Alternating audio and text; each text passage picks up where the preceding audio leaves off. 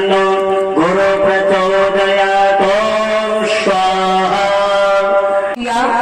लेकिन उत्तम धर्म की कलाई पकड़ करके उत्तान पाद के पास ले गया। पी न्यूज़ भारत के सभी दर्शकों को नीति गुप्ता का नमस्कार। श्रीमद् भागवत कथा सुन पूरा गांव डूबा कृष्ण भक्ति में।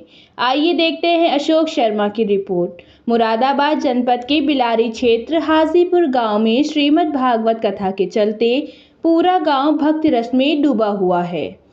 सवेरे को प्रतिदिन कथा स्थल पर पंडित नरेश शास्त्री द्वारा विधि विधान और मंत्रोच्चारण के साथ विशेष हवन कराया जाता है, जिसमें ग्राम प्रधान ब्रजेश कुमार यादव पत्नी सहित कलश धारण करने वाली कन्याएं आदि यजमान के रूप में सम्मिलित होकर क्षेत्र में खुशहाली के लिए आहुतियां समर्पित करते हैं।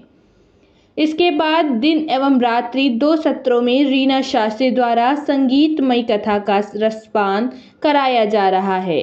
कथा प्रसंग की चर्चा में रीना शास्त्री ने कहा कि छल कपट वाले व्यक्ति परमात्मा को बिल्कुल प्रिय नहीं हैं। वह सीधे सरल स्वभाव के निश्चल व्यक्तियों को पसंद करते हैं। आगे कहा कि संगति का प्रत्येक व्यक्ति के जीवन में विशेष महत्व होता है। जिसको सत्संग मिल जाए तो समझो जीवन सफल हुआ, और कुसंग में फंस जाए तो जीवन बर्बाद हो जाता है। उन्होंने भक्त ध्रुव के प्रसंग का वर्णन बड़े ही मनोहारी ढंग से किया और कहा कि परमात्मा अपने भक्त की विषम परिस्थितियों में भी सुरक्षा करते हैं। चिमटा विशेष कुमार तो ढोलक पर अभिषेक संगत दे रहे हैं।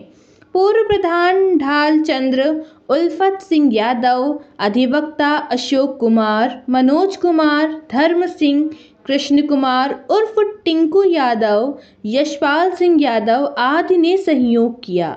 लेकिन उत्तम धर्म की कलाई पकड़ करके उत्तान पाद के पास ले गया। गद्दी पर बैठे हैं उत्तान पाद, अपने धर्म को देखा है तो भागकर गोदी में उठा लिया। कहा बेटा मुझे माफ कर देना, मैं मजबूर हूं जो तुम्हें पिता का प्यार नहीं दे पा रहा हूं। सुखदेव महाराज समझाते हैं, हे राजा परीक्षित, एक दूत बंधुओं उस दरबार में बैठा था। कहते हैं कि अच्छे अच्छे दूतों ने, चुगलों ने अच्छे अच्छे घर बिगाड़ दिए परीक्षित महाराज। जिस घर में, जिस परिवार में, जिस गांव में कोई दूत लग गए हो, समझ लो कि वो परिवार, वो घर बिना टूटे बचेगा नहीं। उनका जो लड़का है वो तुम्हारे महाराज की गोदी में बैठा है। सुनसी ने ये शब्द सुने ही दौड़ी दौड़ी दरबार में आई। धर्म को गोदी में बैठा हुआ देखा, आग बबूला हो गई। बोली महाराज मैं जानती हूँ कि आपने एक भिखारी का बालक गोदी में बिठा लिया है और मेरा बच्चा गोदी में बैठने के लिए तरस रहा है। हम नहीं जानते महाराज।